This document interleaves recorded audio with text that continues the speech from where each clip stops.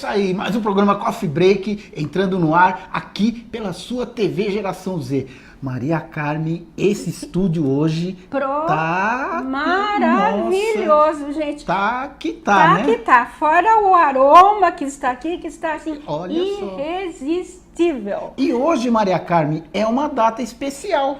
Com não é verdade? certeza, muito especial. Que data que é hoje? Hoje é o Dia Internacional do Pão e da Alimentação para toda a humanidade do globo terrestre. E hoje a gente está trazendo dois convidados especiais. Uma convidada já veio aqui e está retornando aqui com o maior prazer. E o outro, ele é da Alemanha, ele veio diretamente da Alemanha aqui. Ele está vivendo aqui no Brasil já faz um tempo, né, Maria Carmen? Mas ele nasceu na Alemanha. Apresente eles, Maria Carmen. Olha, é a nutricionista Maria Célia Costa e o chefe Johannes Roos.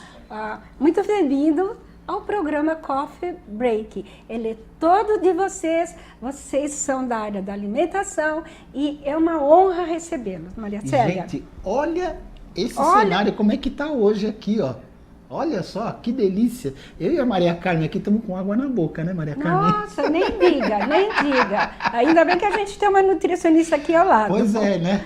Então, a responsabilidade agora é minha? É sua, é toda sua. Toda sua. Toda sua. O programa é todo de você. Pode começar nos informando, passando todas as informações a respeito dessas maravilhas nutricionais que vocês gentilmente nos trouxeram. Bom, começando com a história do pão.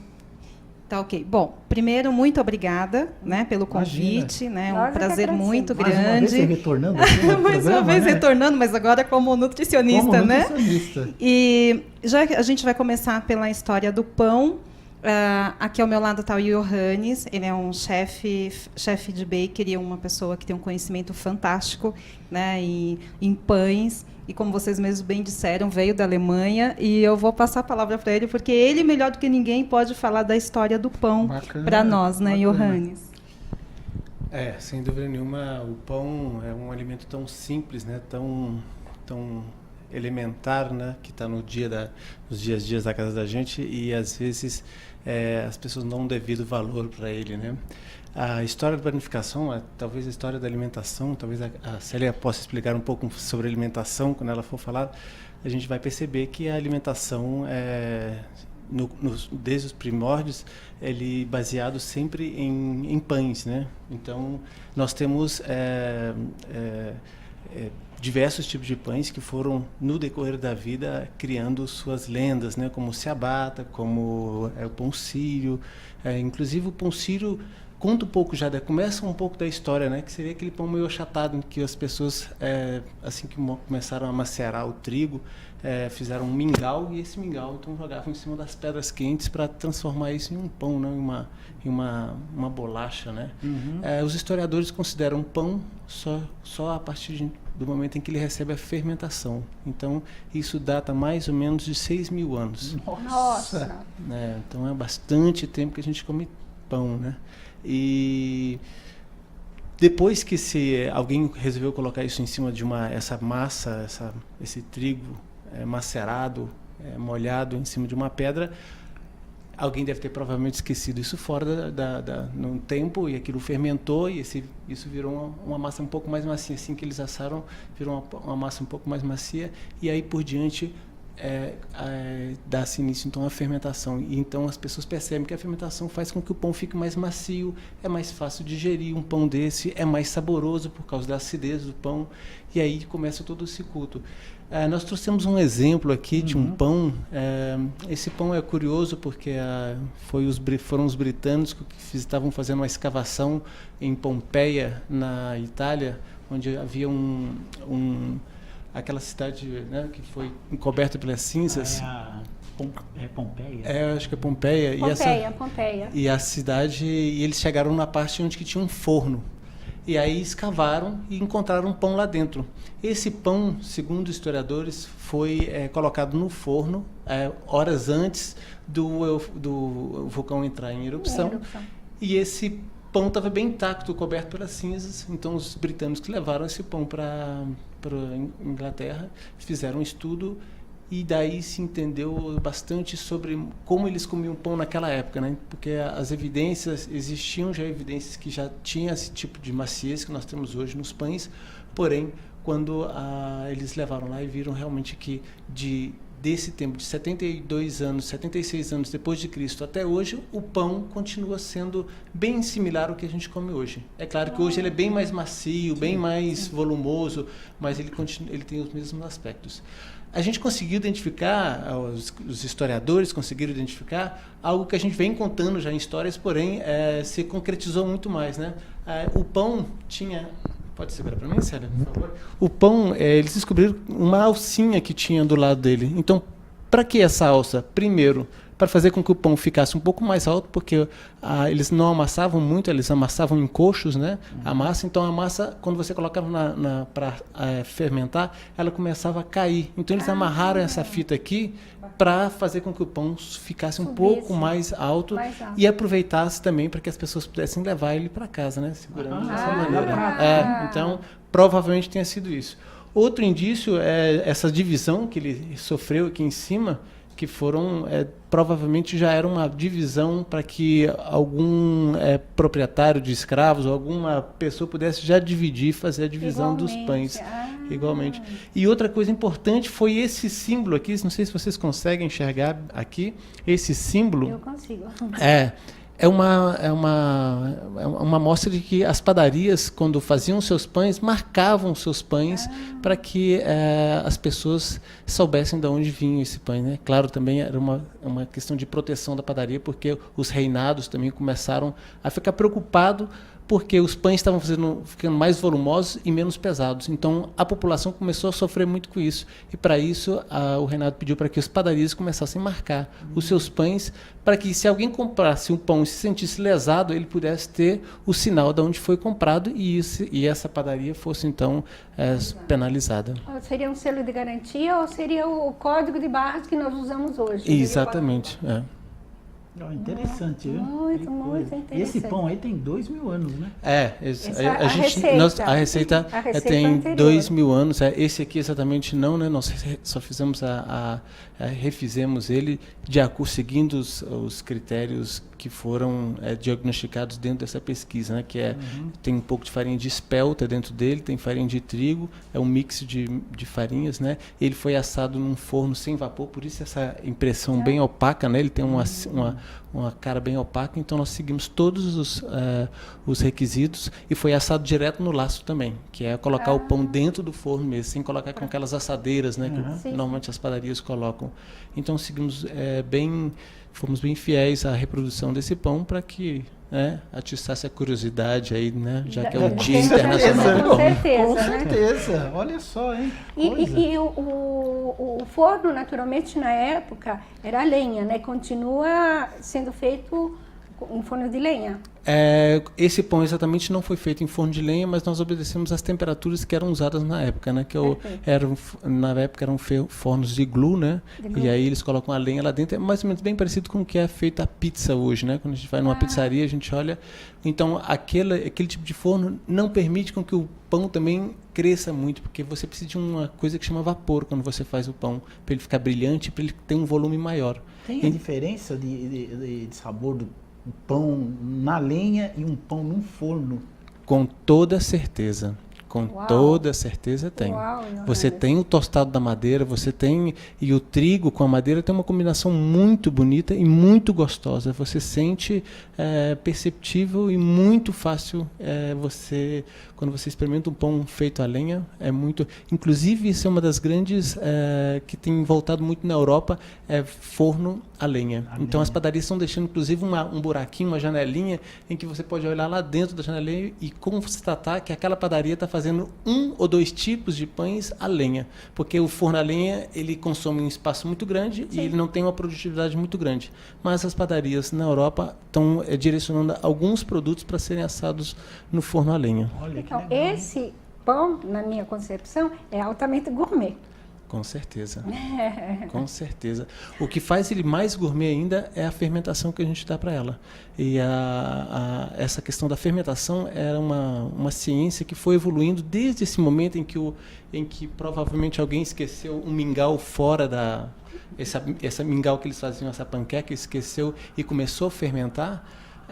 Provavelmente ali começou a fermentação e as pessoas daquele ponto até hoje evoluíram gigantescamente no que se diz respeito à fermentação, porque é como a fermentação de um vinho. A gente tem vários tipos de vinhos, tem vários tipos. A gente nunca pode falar que o melhor sabor do vinho, o vinho perfeito ainda não existe, né? Sempre tem um muito bom, mas tem um outro também que é muito bom. Tão bom quanto. São fermentações diferentes.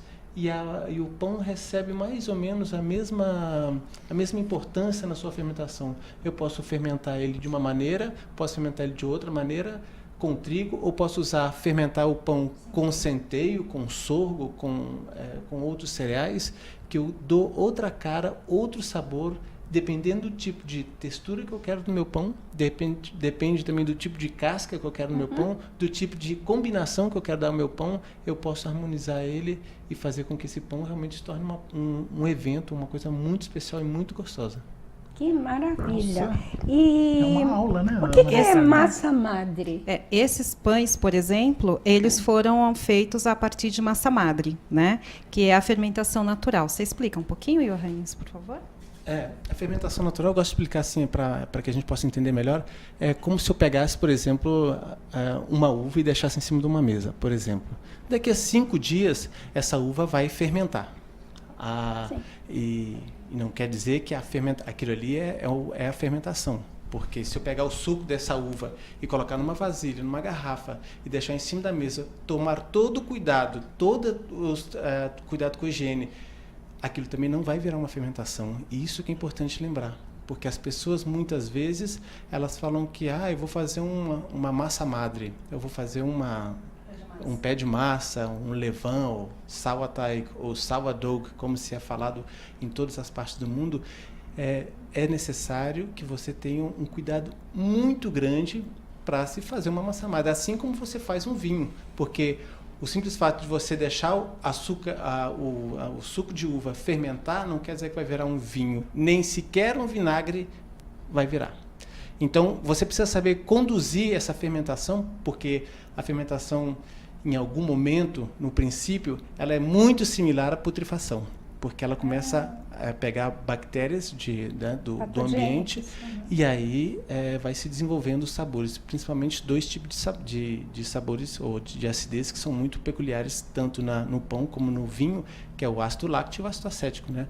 E aí você vai caminhando o vinho ou o pão por uma curva de temperatura onde que você acentua mais um sabor, menos um outro e dá as características que você quer dar no seu pão, inclusive interferindo na textura, no sabor, na casca do pão, na coloração do pão, né? Então, a fermentação natural nada mais é do que você misturar farinha, água e frutas, né? Você pode adicionar iogurte, você pode adicionar laranja ou até mesmo não precisa adicionar nada. As próprias bactérias que estão no ambiente conseguem fazer com que aquela massa se torne uma massa madre. Fantástico. Porém, você precisa no mínimo 7 dias para que você consiga obter uma massa madre. Então, você vai cultivar durante 7 dias, sem que haja sábado, domingo, sem que haja nenhuma interrupção, porque você precisa cultivar, são micro-organismos que você está cultivando, e existe uma dedicação muito grande. E a temperatura influi também? Com toda certeza. As temperaturas altas acentuam o sabor lácteo e as temperaturas baixas acentuam o sabor acético. Então, você também, passeando nessa curva do tempo e temperatura, você consegue umas performances cada vez diferenciadas, né? Você pode ter um sabor mais acético ou mais lácteo. Perfeito. Coisa interessante. Só para ilustrar um exemplo claro, que aqui em São Paulo nós temos as padarias que fazem pão italiano, né? Sim. E essas padarias, elas seguem essa tradição. Várias padarias aqui seguem essa tradição de cultivar sua própria massa madre. E existem padarias aqui em São Paulo que têm essa massa madre durante 150 anos.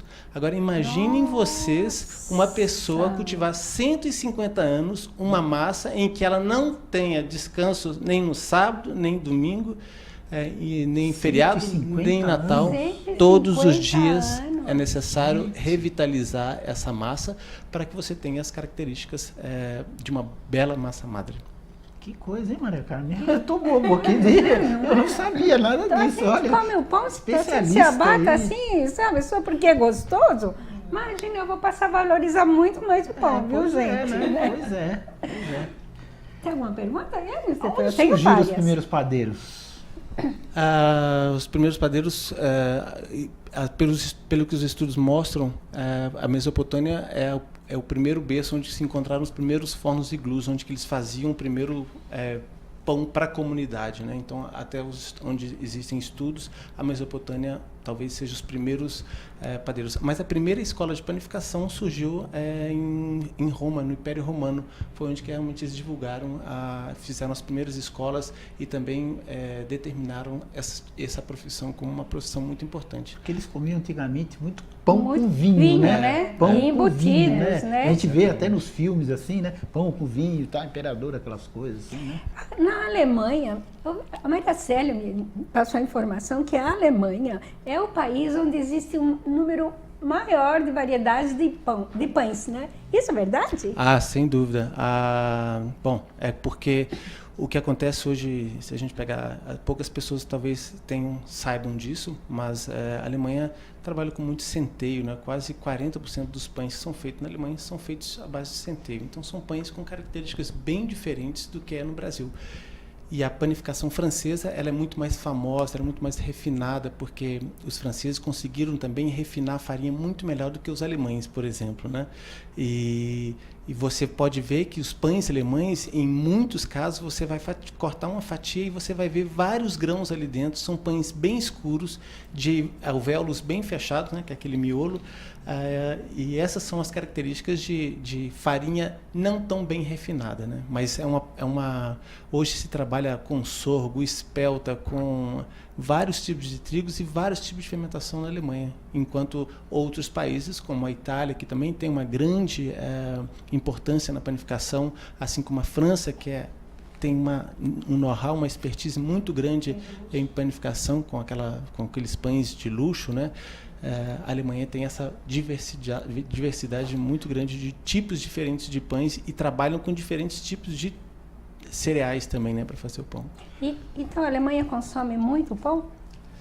A Célia pode nos explicar melhor, que ela Bom, sabe. ela vai falar então depois do nosso break comercial, né? Que a gente vai pro comercial, já avisaram lá. Você vê? Rapidinho, Mas né? a gente volta já, não sai daí. Vamos lá.